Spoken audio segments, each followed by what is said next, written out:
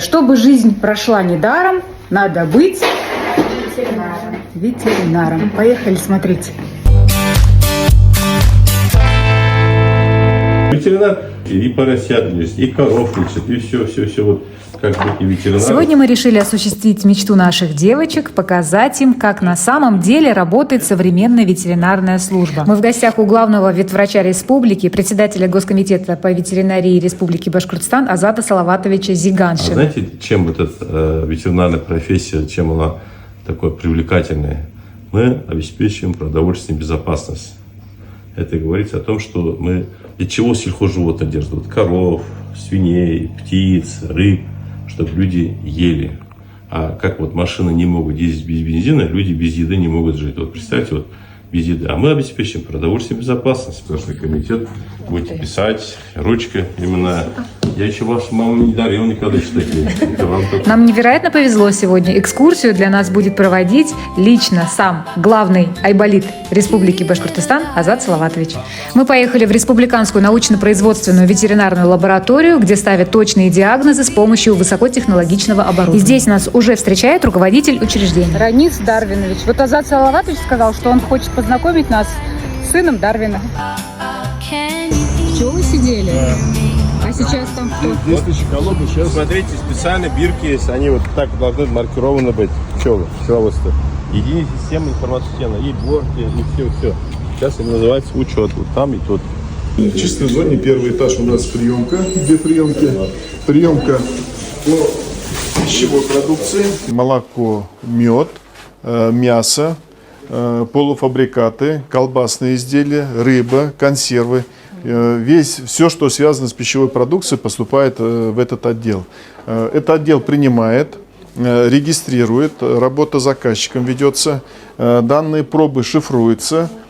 После оформления всех необходимых документов пробы направляются в отделы.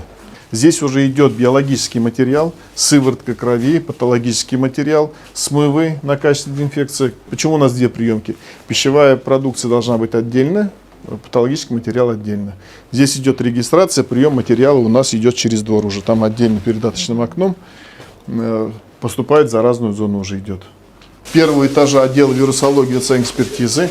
И вот мы попадаем на границу чистой и так называемой заразной зоны. Все проходим через ключ. Посторонние лица здесь не допускаются. Проходим через сам пропускник, так называемый. Здесь наши специалисты переодеваются, снимают. При необходимости принимают ванну, душ, умываются, надевают другой комплект одежды и проходят уже непосредственно в рабочие зоны. Это требования по Санпину Роспотребнадзора. На первом этаже у нас два отдела располагаются. Отдел вирусологии и ПЦР-диагностики. Пройдемте. У нас, в принципе, если взять более 50 наименований болезней, можем исследовать всех видов животных и птиц, а также особо опасных, которые общие для человека и животных, это как бешенство, грипп птиц, все устанавливается, диагнозы здесь и исследуется непосредственно тоже здесь. У нас тут микроскопия, серологические реакции. Вот у нас подрастающее поколение, есть Алиса, Ясмина. Сегодня они тоже хотят стать ветеринарами. Какие вы могли бы пожелания им, напутствие дать? Главное любить свою профессию, это самое главное, и постоянно узнавать все новое, развиваться. Что-то у нас выскочило, да, допустим. Почему, вот, допустим... Заболевание определенное? Заболевание, да, элементарное заболевание. А почему, интересно, так? А может быть, он вакцинированный был, из-за этого какие-то там реакции дает, да? Ну, вот эти моменты, там цепочка, и как... Ну, любить свою профессию, это самое главное. Вот Азат Салаватович любит свою профессию. Да, конечно, люблю, потому что чтобы жизнь прожить недаром, надо ветеринарам, все интересно, и лаборатории, и сельхозживотные. А знаете, вот самый интерес, когда ты даришь жизнь животному, если вот болеет, или там родовспоможение, или теленок болел, она выздоровела, или там корова заболела, выздоровела. Это, знаете, такое удовольствие жизни получаешь. Все животные благодарят тебя. Ясмин, ты почему хотела стать ветеринаром? Ну, наверное, то, что я и животных люблю, и когда маленькая была, тоже было интересно про эту профессию знать. И сейчас вот также интересно. А у тебя, Алиса, какие впечатления? Кошечек, собачек лечить. Кошечек, собачек лечить? Да. Вирус бешенства. Очень такое актуально, опасное как для животных, опасно для людей. Нет, лечения не разработано, поэтому вот диагностика в этом отделе проводится. Современно у нас микроскопы. Самое большое количество накопления идет у нас в головном мозге. Каждая часть головного мозга у нас отпечатки и мазки делаются, и непосредственно через несколько этапов, и у нас по люминесцентной микроскопии мы можем уже установить, если есть там вирус, да, диагноз бешенства. Вот непосредственно здесь мы видим такое свечение, вот круглое такое, да, большое. Вот, это у нас вот скопление, они так разных размеров бывают, разных форм, овальные, круглые. Как в литературах говорят, это как звездное небо. Вот эту микроскопию мозга, да? То есть не кровь, там, никакие другие У нас анализы. есть еще другие вспомогательные методы. Мы используем современный метод ПЦР-диагностики. Там используется и слюна животного, биологический материал, также головной мозг используется. Помимо этого мы еще используем ИФА-метод, иммуноферментный анализ. То есть разными методами выставляем, да. В ряде районов выявлено очаги бешенства. Это вот здесь определяется, да? В основном привозят сюда, но у нас в районах тоже есть лаборатории, которые имеют техническую возможность исключить вирус бешенства. Они изначально там у себя проверяют, ставят подтверждение этого диагноза и сюда к вам дополнительно Нет, проверку? Если они приняли, если у них есть возможность разрешения, да, там же у нас лицензия тоже должна быть включена, что мы можем, лаборатория имеет право работать с возбудителем вируса бешенства, то они принимают, также по этой методике же исследуют. Основной резервуар вируса бешенства, он постоянно циркулирует в природе, да. Основной источник это у нас дикие плотоядные, это лисы, да. Чтобы сократить количество случаев бешенства, провести вакцину-профилактику, есть оральная вакцина для плотоядных. Эту вакцину раскладывается в лесополосе, на каких-то участках. Потом через какое-то время по инструкции лисы отстреливаются, привозится нижняя челюсть. Наши специалисты принимают. Вот на таком аппарате делают тонкие срезы. Это вот эта челюсть? Да, тонкие срезы. Соответственно, определенным методом идет покраска этих срезов. И по микроскопии они выявляют так называемую тетрациклиновую метку. Если тетрациклиновая метка имеется, мы говорим о том, что лиса данная отстрелянная имеет определенный иммунный фон против вируса бешенства. Если такой тетрациклиновой метки нет, мы говорим, что вакцина не попала, иммунитета, соответственно, у данного животного нет. Или в том районе, или на том участке, где была отстреляна лиса. Отдел ветсанэкспертизы, или пищевой микробиологии мы называем. Мы исследуем молочные, мясные, рыбные, ну все, что приходит, все, что у нас в холодильниках. А вот на данный момент пришли пробы молока. И у нас есть такие приборы, которые нам помогают провести исследование. В данном случае здесь антибиотики, это экспресс-метод. Он очень быстрый, в течение 10 минут у нас проба молока уже дает результат. Перед тем, как молоко поступает на переработку в молочный комбинат, каждая партия должна пройти определенные исследования. Наличие антибиотика в молоке недопустимо. Это молоко тут же бракуется. Данные среды исследуются на кишечную палочку, а это на сальмонеллу. То есть мы получаем результат, если какие-то подозрения есть на положительное, мы начинаем подтверждать. Производитель роллов, он обязан исследовать. У него должен быть протокол испытания, да, о том, что продукция у него нормальная, проходит по всем показателям, по всем нормативам. Это у него требует и Роспотребнадзор, и по своему производственному контролю, да, который идет. Ну вот в СМИ очень много информации, что травятся роллами. Это из-за того, что там сам рис и вот эти морепродукты какие-то могут быть? Скорее всего, некачественными. Дело не в рисе, наверное, дело в том, что легко, быстро портящее, это вот эта рыба, наверное, да, и плюс температурные режимы. Гигиенические вот эти показательные соблюдения в первую очередь влияют. То есть это то оборудование, с чем прикасается продукция.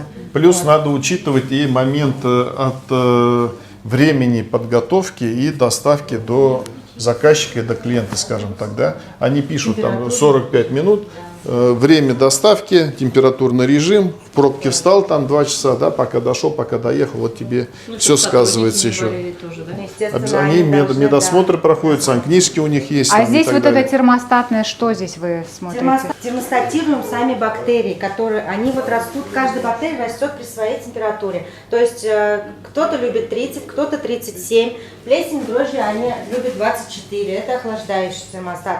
Сальмонелла любит 40. То есть вы, если исключаете грибки, то вы здесь в термостатах проверяете? Ну, то есть мы накопляем и обогащаем за счет температурного режима и за счет определенной среды, питательной среды, на которую мы сеем. Там что такое, Алиса? Что ты там видишь? Что-то фиолетовое что-то. А что это там такое фиолетовое? Это коки, микроорганизмы. Это коки, которые выделили из консерв. Петух-донор есть у нас, баран-донор есть. Какие зараженные животные? Для заражения мы используем белых лабораторных мышей, используем морских свинок, используем кроликов. Для постановки реакции, для исключения гриппа птиц мы используем донора, это у нас петух. Для серологических исследований мы используем еще баран-донора есть у нас. То есть мы периодически отбираем кровь. Отдел бактериологии, заведующая отделом Марина Юрьевна, у нее отдел такой довольно широкий. Это и особо опасные заболевания, такие как сибирская язва, бруцеллез. Это и острозаразные. Самые распространенные – сальмонеллез, колибактериоз, листериоз, пастереллез и так далее. Перечень достаточно большой. Также в качестве материала, что мы исследуем? Это сами павшие животные, органы от них, это живые либо погибшие пчелы, это рыбы, это корма разного происхождения, растительного, животного, либо синтетического синтеза корма. Это смывы с объектов внешней среды, почва. Вот видите, сколько я уже сделала перечислений, и это все мы здесь исследуем. Кроме этого еще удобрения есть органические. В данном случае это было исследование на мастит, поскольку возбудителей у мастита несколько, и мы обнаружили бактерии группы кишечной палочки. Соответственно, выделенную культуру мы уже проверяем на чувствительность. Наносим саму культуру на питательную среду, затем раскладываем диски, и через 18-24 часа мы уже просматриваем этот полученный результат и измеряем вот эту зону задержки. Фиксируем это все и выдаем заказчику результат. И говорим, что вот этот, например, допустим, ампицилин в такой-то дозировке, он эффективен, чувствительная культура, значит, заказчик может использовать. Да, конечно. Микроорганизм привыкает Да. к тебе, чтобы такого не было, привыкает, у нас такое. Конечно же, мы используем различное оборудование, которое вы видите в этом кабинете, потому что простыми руками это невозможно сделать. Естественно, это термостаты, это боксы микробиологической безопасности для того, чтобы защитить нас от самих микроорганизмов, так скажем. Это и центрифуги, это и перемешивающие устройства, очень много вспомогательного оборудования, измерительного и так далее. Возбудитель вароатоза. Так, если, значит, мы можем посмотреть напрямую в микроскоп, это тоже очень интересно. Пожалуйста, вы можете вот сюда посмотреть, и получается такая стереоскопическая картинка. Что там видно? То же самое, что было на экране, но только это объемное изображение получается. Золотистые? Золотистый, да. Форма Здесь... у него очень специфичная.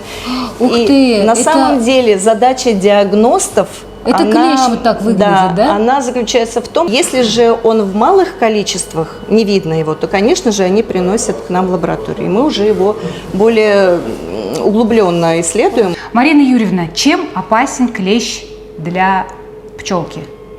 Он опасен тем, что чем больше его будет на пчеле, то тем естественно, во-первых, она лететь не может на дальнее расстояние, они беспокоят ее, она отвлекается вместо того, чтобы заниматься, скажем так, прямыми обязанностями по сбору пыльцы. Плюс ко всему клещ высасывает гемолимфу, которая находится внутри пчелы. Естественно, пчела ослабевает и погибает в конечном итоге. А как бороться с клещом? Это немножечко не наш профиль. Да, мы все-таки больше диагносты, занимаемся диагностическими исследованиями, а есть у нас коллеги, которые работают на ветеринарных станциях, и специалисты, они, да, рекомендуют и препараты. Друзья, какие вы используете препараты для борьбы с клещом? Жду ваши комментарии. Гистология занимается исследованием на ткани на микроструктурном уровне. Нам привозят продукцию, например, колбасы, все мы любим колбасы. Если в этикетке не заявлен крахмал, то есть его не должно быть. Мы определяем и наличие, отсутствие, например, крахмала, сои, каррагинана. И как часто выявляется вот этот крахмал в колбасе? Не часто. То есть не грешат наши производители? Нет, не грешат. Вообще в ГОСТовской колбасе крахмал не должен быть, а если ПТУ, то там разрешается. Крахмал он для связывания, для структуры колбасы. Так.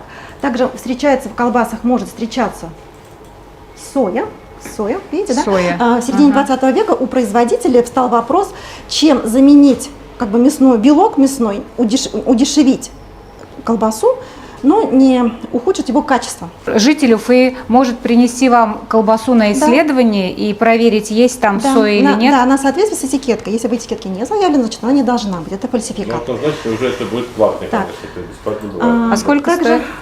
Вы согласны? Порядка 3,5 тысяч, от 3 до 5 идет. И это партиями исследований, конечно. То, что вот так А одну колбасу исследовать? Вот любимая есть колбаса, хочу проверить, есть ли там соя или нет. Ну, можете принести, просто я по 3,5 тысяч цене я не могу. Нет, смотря на какие показатели, ну, соя, наверное, порядка рублей 700. Так, Потому что, знаете, объемы у нас исследуются, а когда вот маленький партий, 2-3 килограмма купил, ты колбасу за 1000 рублей, за 3,5 исследовать тоже, конечно, нелогично. может встречаться также каррагинан.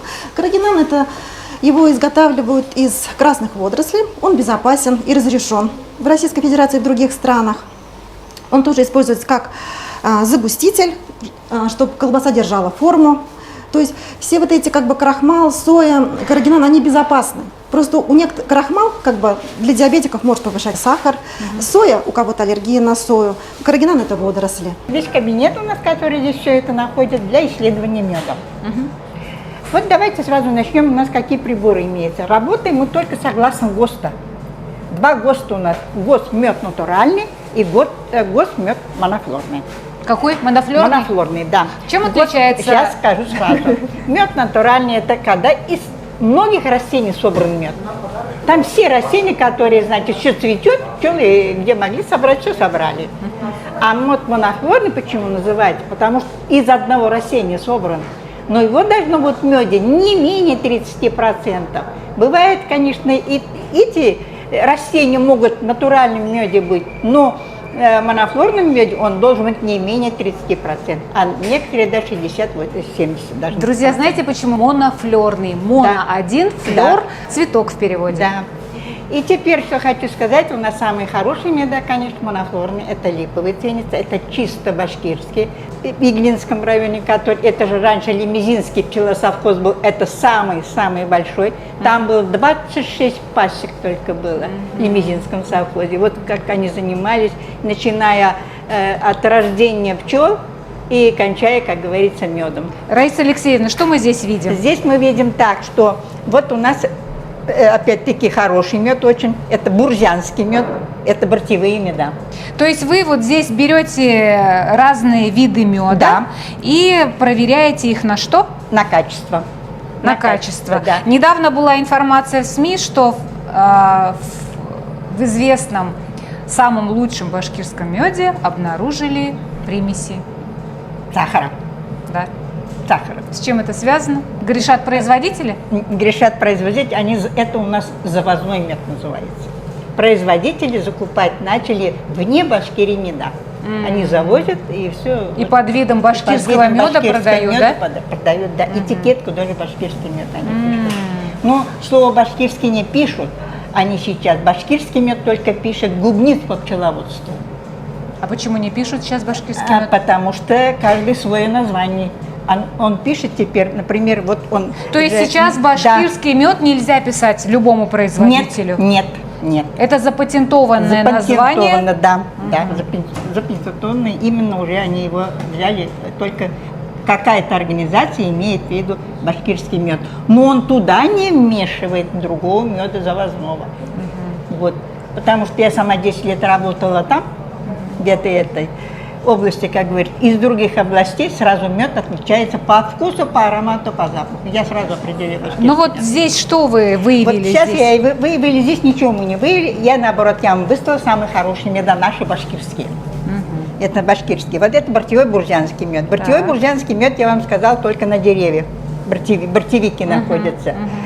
С чем он отличается? Потому что здесь дома вощинные, воска, строит сама только пчела. Здесь вощина вот такая искусственно не дается. Вот. Поэтому она называется бортевой мед. Теперь наши меда, вот липовые, это в прошлом году очень липовые, очень вкусные. Это из какого района? Это быстрее всего у нас все равно или Иглино, или Нуриманово. Ну они да. все равно лучше, чем... лидеры по липовому меду. Лидеры еще. Еще идет у нас Бирский еще. Бирский очень хорошо идет. Вот видите, Нуриманова как раз у меня написано, и Иглино написано. Вот они самые хорошие нуриманские меда, иглинские это самые лучшие. Теперь, это прошлогодний. Теперь, видите, этого года мед уже пошел. Да. Они уже темные пока. Почему? Потому что вот в этом меде, вот он сегодня только поступил, у него пать есть. А на вкус пать есть, да. Что такое пать? Пать это собирает это из деревьев, когда ночи как бы холодные или что-то, или взятка нет, под дождем сейчас все смывает, листья как бы сладкими становятся, липкими. Поняла. И пчеле нечего собирать, он идет вот это все липкое и сладкое собирает и себе это приносит в улей. Но для пчел он очень вреден, для самих пчел, а для людей хороший, потому что даже Китай очень такое это говорит, что самый лучший мед это падевый считается, потому что там много очень минеральных веществ, он очень целебный. Сейчас Друзья, это мед этого года. Да. Патевый, А эти прошлогодние тоже самые очень вкусные, хорошие. Ой, он такой уже густой. Да, Несмотря... а он поэтому и густой, что падевый. Вот. Вкус у него, видите, какой-то сладковатой пряности какой-то имеет. Как вкусненький. Будто, да, вкусненький. Да. Даже как будто но бы в малом количестве он. Растопленный сахар даже как будто бы. Вот, поэтому я вам говорю, что это не растопленный сахар, а видно это. Так, следующий. Теперь следующее, даже это просто цветочный мед. Так, просто это тоже этого года, да? Тоже этого года, да, цветочный мед. Этот жиденький, кстати. Это жиденький. Это какой-то производитель есть, она нам каждый раз по 2 банки через день уже приносит. Терпкий, вкусный. Да. Хорошая у вас работа. Да, хорошая работа. Мед пробовать. Я сама это не больно люблю. Да? Я только пробую. Так, вот это уже теперь немножко сюда липа уже попала. Липовый он цветочный, очень вкусный. Немножко липа попала. Здесь очень сладуванчик, горецвет, лобазник, вот такие. Мой самый цвета любимый есть. мед это липовый все-таки. Да. Вот первый продукт пчеловодства это маточное молочко. Бывает сырое и гранулированное делают. Почему сырое? Сырое бывает только, которое его надо в этих хранить. В холодильнике только, в морозилке надо хранить. Если из морозилки только достаем, и некоторые даже, он сразу быстро тает и свои свойства теряет. И поэтому перешли на гранулированное многие так.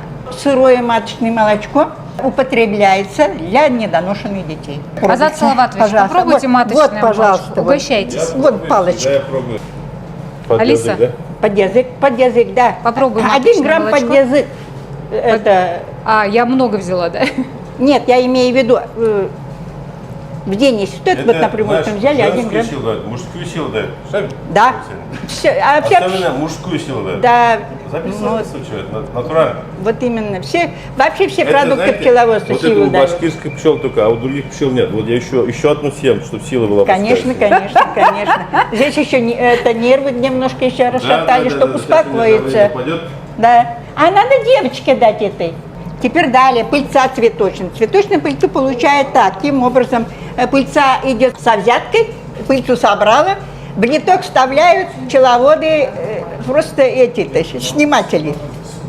И вот, когда протирается, проходит и пыльца спадывает.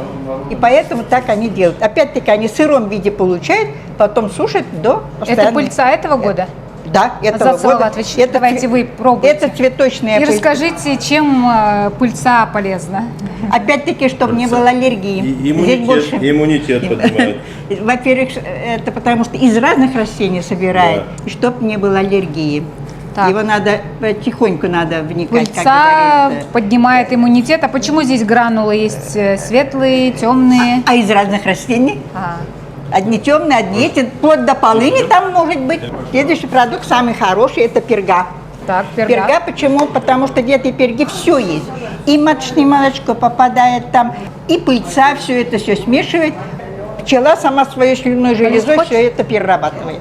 Прополис уже в таком виде вы не можете дегустировать. Его дегустировать можно так, что можно настойки прополиса сделать, например, даже при зубной боли, мази, и плюс еще... Очень лечебные. Друзья, употребляйте продукты пчеловодства и будете здоровы.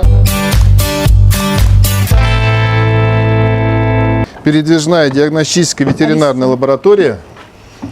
Данная ветеринарная лаборатория передвижная предназначена для диагностики инфекционных, инвазионных заболеваний пчел, в том числе определяем качество меда.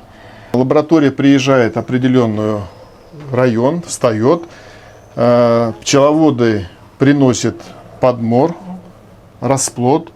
Если есть желающие, приносят свой мед, и на базе этой лаборатории проводятся исследования. Как часто вы ездите в районы? Как правило, 1 раз в год мы выезжаем в районы. Это в начале апреля до начала мая. Где-то вот в течение 1 раз 30 в год дней. в каждый район? 1 раз в год мы выезжаем вот, в 3-4 района. То есть вот начинаем выезжать с 5 апреля, допустим, и в неделю 2-3 района вот так посещаем. Это все для пчеловодов на бесплатной основе в рамках нашего государственного задания. Насколько активно вот пчеловоды наши пользуются этой возможностью? Очень активны. У нас с каждым годом количество материала растет. Пчеловоды уже знают нас, они нас ждут. Какие чаще всего заболевания выявляются у пчел? Ну, если так говорить, то есть вот у даже нас... у вас вот здесь я вижу острый паралич пчел, хронический вирусный паралич пчел, мешочатый расплод. Вот, да, вот острые параличи – это все вирусные заболевания. По этим заболеваниям мы благополучны. У нас есть единичные случаи выявления воротоза. Назематоз, браулез. Это уже бактериальные инфекции входят. Европейский гнилец, американский гнилец, аскосфероз. Вот. Но чаще всего вот этот воротоз, да, Ну, он, бывает? да, это и есть клещ этот. Да, мы вам показывали Да, да. На ноутбуке. Вода, где у нас вот раковина, да, шкафами, ламинарными боксами, полностью укомплектован. И свой еще генератор есть. То есть он может где-то на поле встать, автономно включается, все, свет горит, бактерицидки горят, микроскопом можно пользоваться, работать. Данную технику нам предоставили по бюджету правительства республики в районе 12,5 миллионов. Ну что ж, очень интересная экскурсия. Я думаю, этой передвижной лаборатории мы как-нибудь съездим на места в поля и посмотрим, чем же могут быть заражены наши пчелки. Дай бог, чтобы они не были заражены.